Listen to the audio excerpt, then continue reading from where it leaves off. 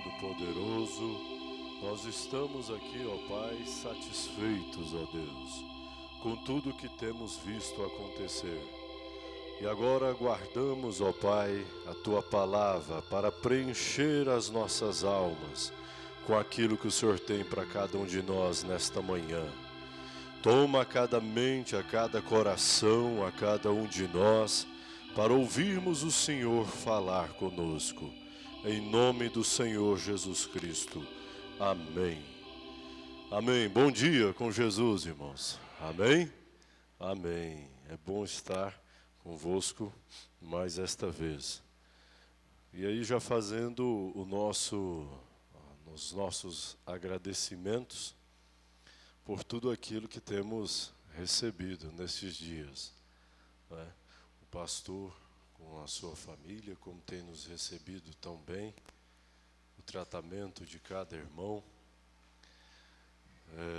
Esta família que nós já conhecemos já faz mais de 10 anos, né? Não vou falar muito tempo, porque senão acaba desviando, né, mãe Iraci? Mas desde pequeno, quando íamos para os encontros,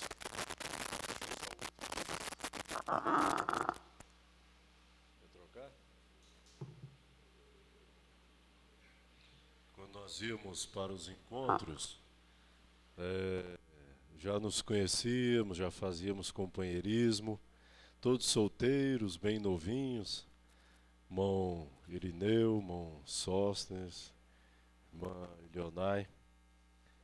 Então, é uma amizade aí de longas datas, e nós temos para nós aí um desejo, um sonho realizado, porque de todos os lugares com o qual nós não tínhamos voltado, era aqui. Então, na agenda do Espírito Santo, estava certo de nós estarmos aqui neste dia, nesta data. Estamos felizes por estarmos no plano dele, porque fazia parte do plano dele de estar convosco e adorar junto com vocês e aprender com esta gente que tem uma maneira bem peculiar. Cada um de vocês tem uma maneira muito peculiar de adorar e que agrada muito a Deus, não é? Eu vejo pela atitude de cada um de vocês, por aí que nós vemos que Deus se faz presente. Esta gente é muito simples, muito humilde, mas que consegue trazer Deus de uma maneira sobrenatural. Eu digo isso porque foi na época da nossa adolescência que eu vivi com esta gente, com esse povo do norte, mais morando em Gurupi, mas me dá uma gratidão muito grande estar no meio que é você tendo a origem, as suas raízes, e é sempre bom você poder reconhecer que a tua igreja é a melhor igreja, que esta é a tua família, que faz bem estar em família. Não é verdade? Vamos meditar em Gênesis capítulo 2, versículo 18. Vamos ficar em pé. Depois eu queria que vocês cantassem aquele hino que eu pedi. Gênesis 2. Vamos falar um pouquinho sobre família. Família invencível.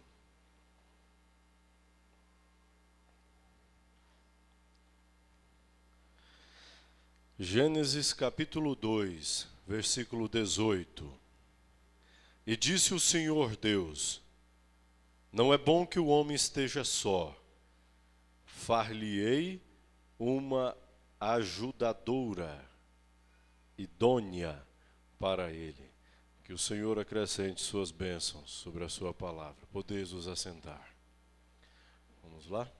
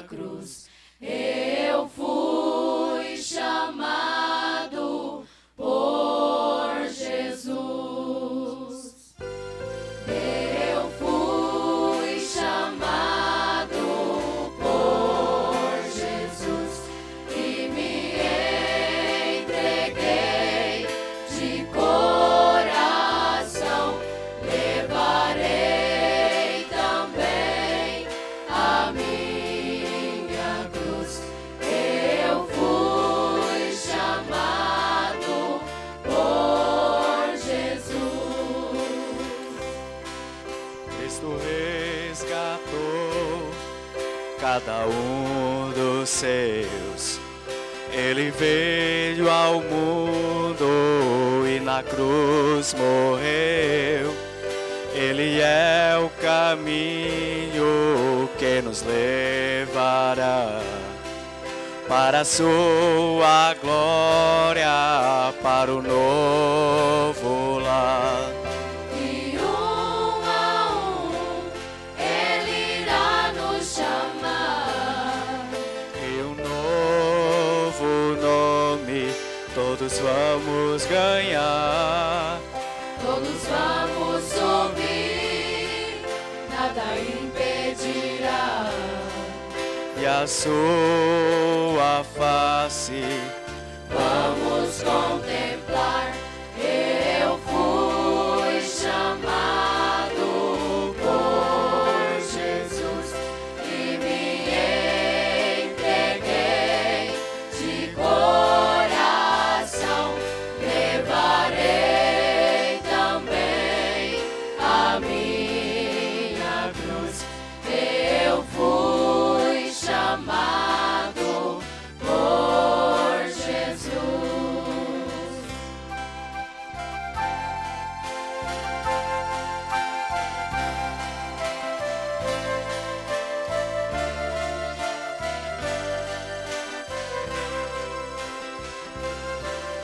E um a um Ele irá nos chamar.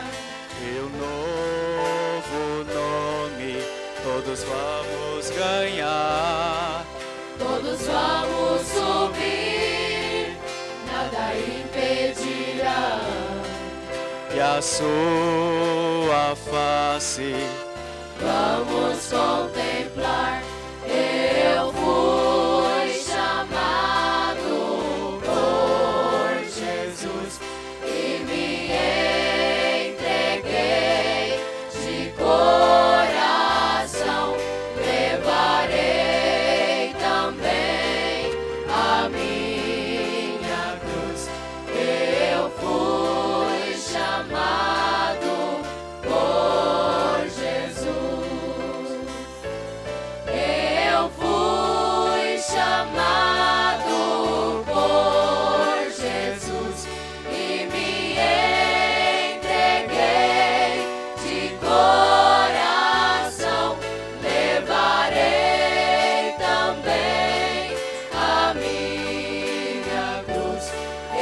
Eu fui chamado por Jesus. Eu fui chamado por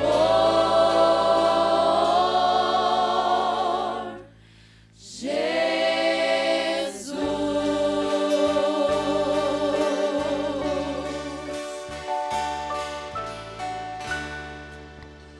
Graças a Deus, muito obrigado. Que Deus os recompense. É porque eu queria levar para lá, e aí eu deixa gravar nos DVD para eu levar para lá. Pode? Pode, para eles cantarem. Ah, muito obrigado. Então nós vemos aqui neste versículo o início, onde começou essa história de casamento e de família. E nós estamos entre jovens, moças e rapazes que daqui a pouco vão se casar, vão construir uma família. Porém, isso aqui também diz sobre família. Não é bom que o homem esteja só, far-lhe-ei uma ajudadora. Porém, nós temos que prestar bem atenção que não há nenhum relato na Escritura por parte de Adão que ele estava triste, ou que ele estava pedindo demais uma esposa para Deus. Ele estava muito feliz, ele estava no jardim do Éden, lugar perfeito, lugar de paz. A palavra solteiro quer dizer feliz, realizado, completo, inteiro, satisfeito. Então, antes de você pensar em se casar, veja se você está sendo solteiro, porque tem gente que casa para ser solteiro. Irmã Iraci, já pensou? Gente casando para ser solteiro, irmão Tiago? Tem gente que está casando para ser solteiro. Para ser o quê? Para ser feliz, para ser realizado, para ser completo, para ser inteiro, para ser satisfeito. Então, antes de você casar, seja muito feliz. É lógico, enquanto solteiro, realizado, completo. Eva não entrou na vida de Adão para fazê-lo feliz. Ele já era muito feliz. Sim ou não?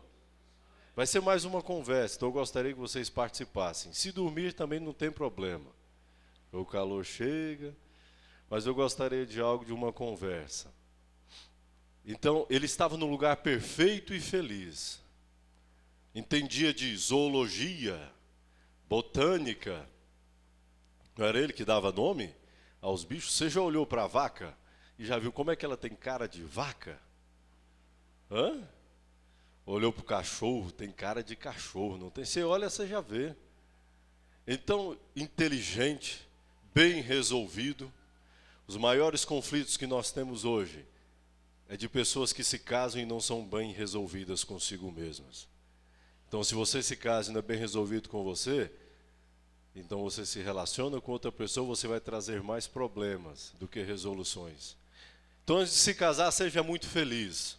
A primeira escritura que um casal ouve quando se casa está em Salmo 128. Abra sua Bíblia comigo. Não é essa a escritura? Assentados mesmo. Então nós vamos tratando primeiro aí com os jovens. Salmo 128 é a primeira escritura. Todos, acompanhem comigo na sua Bíblia. É a primeira escritura. O pastor Edmilson está aqui ministrando um casamento. Depois que ele terminou, ministrou, então ele vem e lê Salmo 128. Poderíamos dizer que é o Salmo da família. Não é?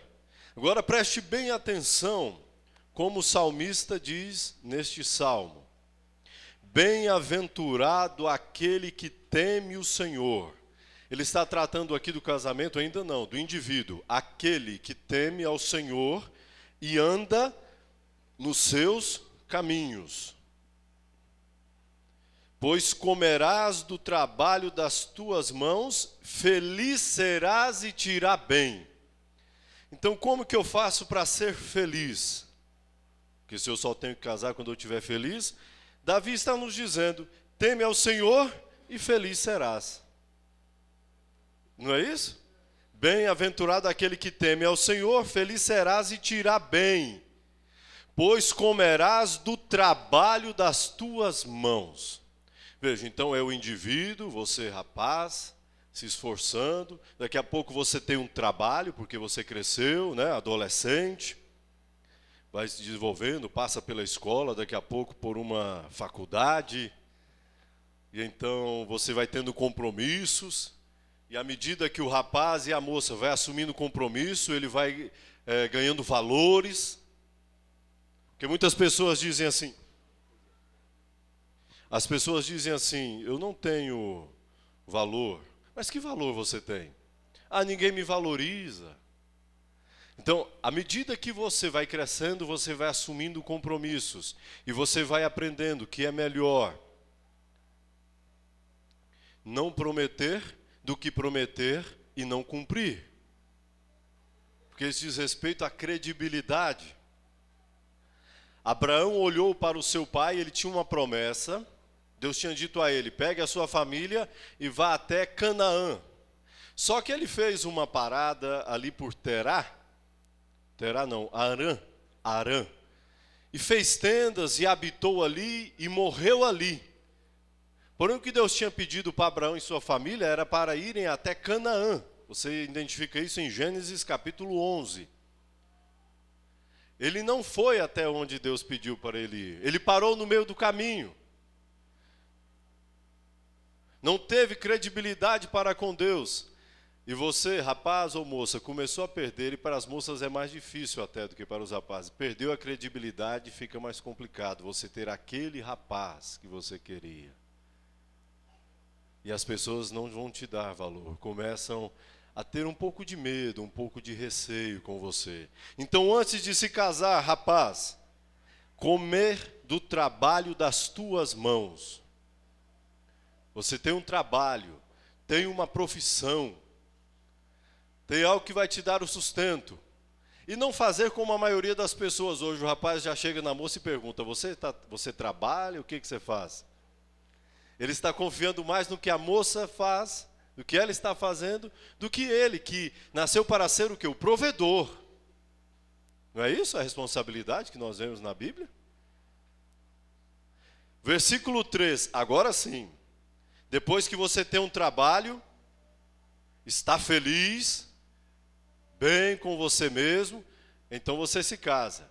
Identificaram isso? Você está feliz com você, tem o seu trabalho. Então no versículo 3, que Davi vem para o casamento. A tua mulher será como uma videira frutífera aos lados da tua casa. Os teus filhos como plantas de oliveira. Vocês estão notando, os rapazes? Você primeiro então é feliz com você, tem o seu trabalho, se casa e depois tem seu filho. Mas parece que hoje está tão mudado. Tem um filho, depois casa, depois tem um trabalho. Você parece que conhece alguém assim? Ou nunca ouviu falar disso?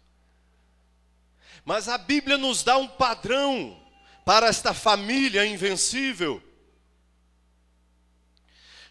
Por que que nós erramos? Ou por que passamos por momentos difíceis? É porque nós não estamos seguindo o livro guia. Porque aqui está tudo o que nós precisamos para ser feliz, para ser realizado, para ser bem-sucedido. Você ouve o seu pastor chegar e dizer, filha, não faça isso, não faça aquilo. Mas nós sempre pensamos que podemos fazer algo melhor do que temos aprendido, do que nos tem sido ensinado. Então você é feliz consigo mesmo, tem o seu trabalho, depois se casa e tem seus filhos, como se fosse um padrão que se estabelece. É mais fácil dar certo. É mais fácil se realizar. A ciência nos mostra isto. Se há pessoas que são bem-sucedidas, normalmente, essas pessoas mais bem-sucedidas, elas agem quase da mesma maneira. Elas fazem quase da mesma maneira. Qual que é a diferença, rapaz, moça, entre a moça bem-sucedida, entre o rapaz bem-sucedido? A diferença entre o vencedor e os outros. Vamos citar assim, para não citar essa palavra que eu acho muito pesada, perdedor, né? Mas a diferença entre o vencedor e os outros é que o vencedor faz diariamente o que os outros fazem ocasionalmente. Essa é a grande diferença. Qual foi a diferença para José? Ele tinha um compromisso com ele, com o que ele tinha aprendido de seu pai. Os seus irmãos não entendiam, porque ele era um rapaz sonhador, era o mais jovem da casa de seu pai. E ele tinha visões, José tinha sonhos. Mas se vocês identificarem onde que ele começou a sonhar, ainda em Canaã. Talvez você enxergou algo, visualizou algo para você, que naquele momento pode parecer estranho, esquisito, diferente, porque você ainda é jovem. Mas lembre-se de José, como foi a atitude de José. Ele tinha sonhos, começou a enxergar algumas espias engolindo outras, que ele estaria sobre seus irmãos, e ele ficou com a mente um pouco perturbada, chegava e dizia para os irmãos, até que chegou o momento que os irmãos vão ter que desfazer desse menino, porque daqui a pouco vai querer mandar sobre nós. Porém, aquilo que estava dentro dele, motivou ele, encorajou a José a manter uma linha durante toda a sua vida.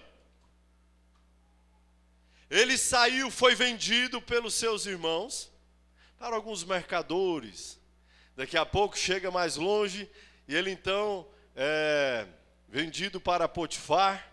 Só que se vocês olharem na história, ele nunca ficou como um segundo ou terceiro, ele sempre foi líder. Porque o propósito de José vir à terra era para ser alguém diferente, era para ser um líder. Ele foi para a cadeia, jogado na prisão, mas ele nunca foi apenas um preso, ele foi o líder dos presos. Isso remete a cada um de nós. Aonde você está, irmã, você tem uma lucidez que o evangelho, que a mensagem produz, que te leva a estar em um nível mais alto e que te faz viver diferente da sua amiga, do seu amigo na escola. O seu apetite, as suas atitudes, os seus gostos são diferentes e você não entende por que o pai fala, por que a mãe fala. Porque está construindo em você caráter. Caráter é uma vitória. E cada momento e cada luta que você passa é você construindo uma história. Você olha para a história de José e você vê tudo isso aqui acontecendo, momentos difíceis, terríveis. Era ele construindo uma história. Você passa por momentos difíceis e não entende, mas é Deus forjando em você um caráter, para que amanhã você tenha uma história. O irmão Branham, quando novo, lia muito a história de Tarzan. Então ele punha uma sunga, como Tarzan punha. Ele pendurava nas árvores, como Tarzan pendurava, de um lado para outro, se machucava todo, gritava como um Tarzan. Aquele homem na mata, de um lado para outro. Só que chegou um tempo, ele falou, não, eu não vou viver a história de outro. Eu tenho que ter a minha história. É muito importante vocês olharem, terem como exemplo Daniel e uma Babilônia terrível. E hoje nós vivemos, o irmão Branham diz, numa moderna Sodoma, numa Babilônia. Mas cada um de nós temos que ter uma história. Como você quer ser lembrado amanhã? Qual é o tipo de comentário que as pessoas vão ter se você chegar e partir amanhã? Jesus, Deus está construindo em você a tua história. Ah, não, aquela ali era uma moça correta. Você via que ela vinha no altar, ela dedicava, havia alguns eventos na igreja, ela participava, ela dava tudo de si. Qual é a sua história? Como você quer ser lembrado amanhã? Como uma moça que ouviu os ensinamentos do pastor e foi por eles, está feliz, está bem, está realizada, porque ouviu os conselhos do homem de Deus. Ou você quer ser lembrado amanhã como alguém, não, eu vou bater no meu peito, eu vou fazer diferente e vou mostrar para o pastor que eu posso ser feliz do meu jeito. Isso pode ocorrer porque nessa idade, você tem dos 15 até os 20 anos, nós achamos muito autossuficientes, capazes de realizarmos e fazermos. Mas se você olhar para a história, todos aqueles que não obedeceram os conselhos de Deus, não se deram muito bem. Então você tem que ter esta consciência. Viemos a este mundo para sermos liderados. E eu gostaria que cada moço e cada rapaz captasse isso nesta manhã. Desde o momento que você nasceu, que você saiu da barriga de sua mãe, duas mãos te pegaram e te tiraram. Quando você deu os primeiros passos, duas mãos também te ajudaram a andar. Quando você foi a primeira vez à escola, duas mãos também te guiaram. E foi uma alegria maravilhosa quando você veio à terra. O seu nascimento natural, sabia você que é mais sobrenatural do que o seu corpo, palavra, do que a sua teofania? Porque aqui uma pessoa de um lado, outra de outro se juntaram, foram ordenados por Deus para vir à terra, constituir uma família, até que você veio a este mundo. Pensa nisso. E então você veio e está aqui. Quem te lidera?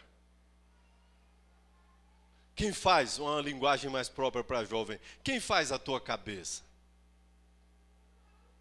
Porque todos nós nascemos para ser liderados. Com o que aconteceu no Jardim do Éden, nós ficamos expostos. Então Satanás, com seus espíritos, ele envia sedução,